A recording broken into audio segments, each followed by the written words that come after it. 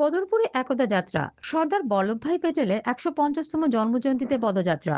কেন্দ্র সরকারের নির্দেশনা এবং সাংসদ পরিমল শুক্লবৈদ্যর নেতৃত্বে সর্দার বল্লভভাই প্যাটেলের ১৫০তম জন্মজয়ন্তী উপলক্ষে কাছাড়ের কাঠিগড়া বিধানসভা ভিত্তিক একতা যাত্রা অনুষ্ঠিত হলো বদরপুরে।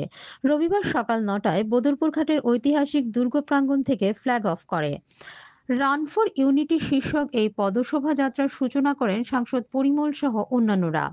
শোভাযাত্রায় কয়েক হাজার মানুষ অংশ নেন। বিজেপি কর্মীদের পাশাপাশি বিভিন্ন এনজিও, সামাজিক সংগঠন এবং একাংশ বিদ্যালয়ের ছাত্রছাত্রীদের উপস্থিতি অনুষ্ঠানটিকে আরও প্রাণবন্ত করে তোলে।